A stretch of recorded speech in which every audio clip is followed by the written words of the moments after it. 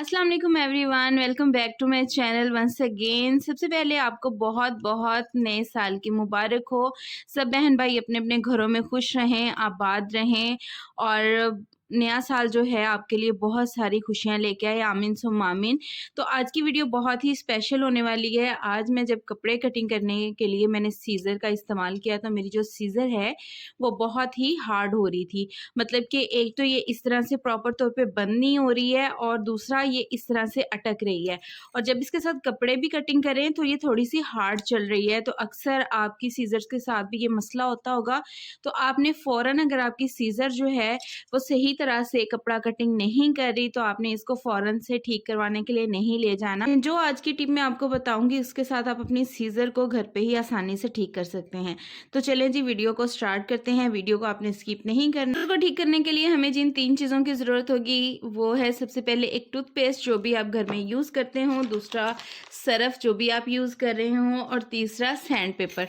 Sand paper भी अमूमन हर घर में ही होता है, अगर आप लोगों के पास नहीं है तो आप इसको लाज़मी अपने पास रखें। अगर आप स्टिचिंग का काम करते हैं तो ये आपके लिए बहुत ही फ़ायदेमंद होता है, क्योंकि बाज़-औक़ात हमारी जो इस्त्री है उसके नीचे भी जो है वो बुकरम की पेस्टिंग लग जाती है या फिर कोई ग्लू वगैरह लग जाती है, तो उसके लिए भी ये बहुत ही फ़ायदेमंद होता है। तो आपने इसको लाज़मी अपने पास रखना है। बहुत ही बारीक सैंड वाला जो है ये सैंड पेपर, बहुत हार्ड सैंड वाला आपने नहीं लेना, वो फिर जो है वो ख़राशें डाल देता है, ख़राब करता है। तो ये जो है ये कागज़ वाला सैंड पेपर है, ये देखें इसके नंबर होते हैं।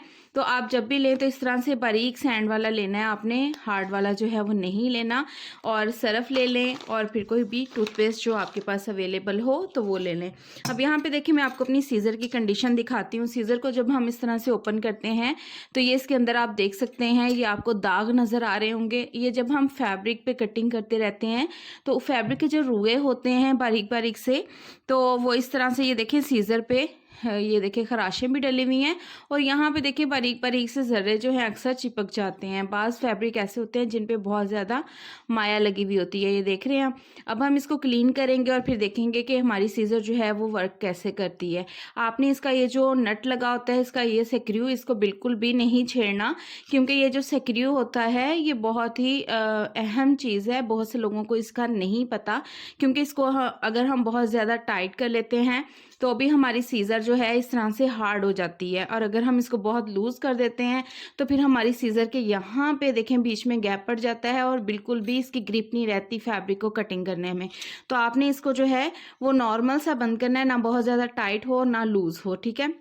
अब हम सीज़र को इस तरह से देखें ओपन कर लेंगे और इसके इन हिस्सों के ऊपर देखें हमने लगानी है टूथपेस्ट। अब यहाँ पे देखिए बहुत ही कम क्वांटिटी में हम इसके ऊपर जो है वो टूथपेस्ट लगाएंगे, बहुत ज़्यादा आपने नहीं लगानी। उसके बाद जो है हमने इसके ऊपर डालना है सरफ़। आपने पानी जो है वो कैंची को बिल्कुल भी नहीं लगाना। तो यहाँ पे देखिए हल्का सा सरफ़ जो है हम पेस्ट के साथ ही इसके ऊपर जो है वो लगा देंगे सीज़र के, और इस तरह से आपने अपनी फिंगर की हेल्प के साथ जो है इसको सीज़र के ऊपर इस तरह से रब करना है। इस चीज़ का आपने ध्यान रखना है कि आपका ये जो टूथपेस्ट और सरफ़ है वो इस स्क्रू के वाली साइड पे बिल्कुल भी ना जाए। जस्ट आपने सीज़र के इस हिस्से पर इसको इस तरह से अच्छे से रब करना है और अपनी सीज़र को आपने क्लीन करना है। इसके अंदर जो भी डर्ट है, दाग हैं और जो भी आपके फैब्रिक की हल्की-फुल्की सी बुर जो है वो जम जाती है, तो वो क्लीन आपने करनी है। तो इस तरह से आपने फिंगर की हेल्प के साथ ही इसको रब करना है। ये देखें इसका कलर जो है वो चेंज हो रहा है, क्योंकि हमारी जो सीज़र है इसके ऊपर जितनी भी डर्ट है वो क्लीन हो जाएगी। ख़ास करके आप जब भी कोई भी काम करते हैं, अगर आप स्टिचिंग भी करते हैं तो जितने भी आपके औज़ार होते हैं जैसे कैंची हो गई, उसके बाद आपके जो स्केल्स हो गए, आपकी जो भी चीज़ें हैं, आपकी मशीन हो गई, तो इन चीज़ों का आपने खुद ख़्याल रखना होता है और इनको आप कोशिश किया करें कि कम से कम मैकेनिक के पास लेके जाएँ, घर पे ही इनको ठीक करने की कोशिश करें। सिलाई मशीन के रिलेटेड मैंने बहुत सी वीडियोज़ अपने चैनल पे अपलोड की हुई हैं, आप विज़िट कर सकते हैं। इस वीडियो की एंड स्क्रीन पे भी मैं लिंक लगा दूँगी। अब यहाँ पे देखिए हमने इसको अच्छे से जो है अपनी सीज़र के ऊपर फिंगर की हेल्प से ही रब करना है इस तरह से। कोई भी इसके ऊपर हमने हार्ड चीज़ जो है वो नहीं लगानी। तो इस तरह से आपने इसको जो है वो नीट करना है। ये जो इसकी धार होती है यहाँ पे फिंगर फेरने से गुरेज कीजिएगा। बाजू का जो है ये हमारी फिंगर में कट भी डाल सकती है, क्योंकि यहाँ से हमारी सीज़र जो है वो शार्प होती है। यहाँ देखिए मैंने कॉटन की हेल्प के साथ जो है इसको क्लीन कर लेना है। यहाँ पे मैं बिल्कुल भी पानी का इस्तेमाल नहीं कर रही हूँ। पहले हमने अपनी सीज़र को अच्छे से क्लीन करना है। ये देख रहे हैं आप, ये आप कॉटन के ऊपर देख सकते हैं कि हमारी सीज़र के ऊपर जितनी भी डर्ट थी वो साफ़ हो गई है। अब दूसरे हिस्से को भी हम इसी तरह से जो है वो क्लीन करेंगे। यहाँ पे आपने कॉटन का ही इस्तेमाल करना है, या आप कोई सा भी सॉफ्ट फैब्रिक इस्तेमाल कर लें। अब यहाँ पे देखिए एक हिस्सा जो है वो हमने इस तरह से क्लीन कर लिया है, इधर से भी और इधर से भी। आप इसकी शाइन में देखिए फ़र्क देख सकते हैं कि अभी हमने इसको जस्ट एक हिस्से को साफ़ किया, ये है हमारा दूसरा वाला हिस्सा, अंदर से भी और बाहर से भी। तो आप इसकी शाइन को देख सकते हैं कि टूथपेस्ट और सर्फ के साथ हमारी ये जो सीज़र है बिल्कुल नए की तरह हो गई है। अब हम इस हिस्से को भी सेम उसी तरह से क्लीन कर लेंगे।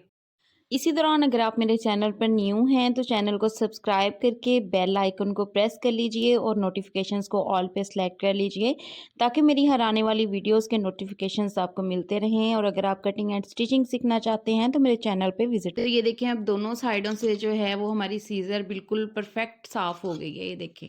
और देखें ये कॉटन इसी हालत। अब हमने सैंड पेपर ले लेना है इस तरह से, ठीक है।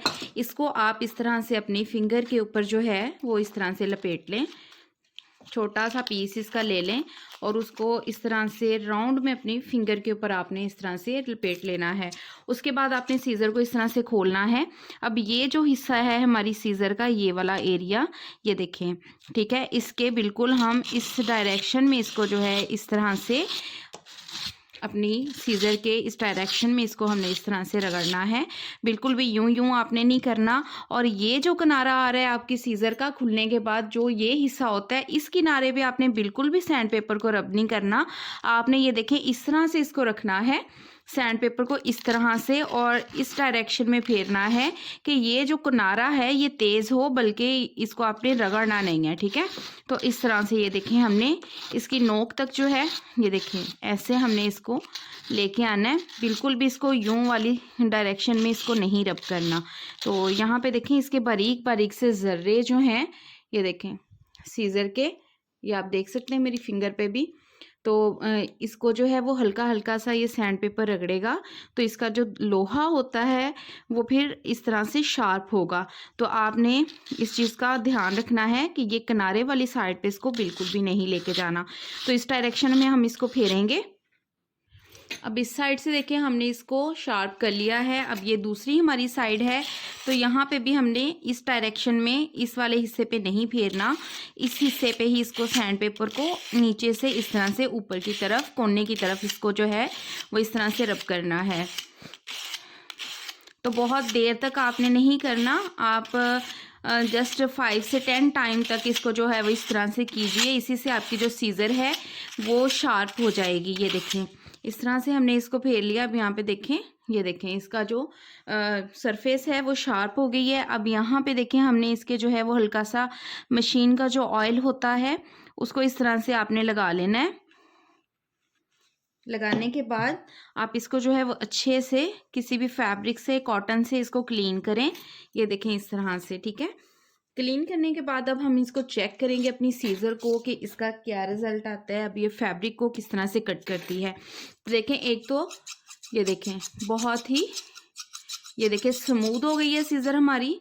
दूसरा अब हम इसको कट करेंगे फैब्रिक को, तो ये देखें बहुत ही आसानी से सीज़र जो है हमारी यहाँ से मूव हो रही है। अब इसका जो हार्डपन था वो भी ख़त्म हो चुका है। बरसात का मौसम हो, कोई भी मौसम हो जिसमें आपको डर हो कि लोहे को जंग लग जाता है, तो आपने जब भी अपनी सीज़र को काम करने के बाद अपना काम कर लिया और सीज़र को रखना है, तो आप कॉटन के ऊपर ये देखें इस तरह से मशीन का ऑयल डालें। और मशीन का ऑयल जो है डालने के बाद आपने अच्छे से ये जो नट है यहाँ पे, क्योंकि यहाँ से ही आपकी सीज़र जो है वो हार्ड होती है, जिस वजह से ये फैब्रिक की कटिंग सही से नहीं करती। तो इस तरह से आपने कोई भी आपकी लोहे की चीज़ है, सीज़र है, मशीन है, तो आपने उसको ऑयलिंग लाज़मी करनी है, ख़ास करके जिस मौसम में आपको डर हो कि ज़ंग लग जाएगा।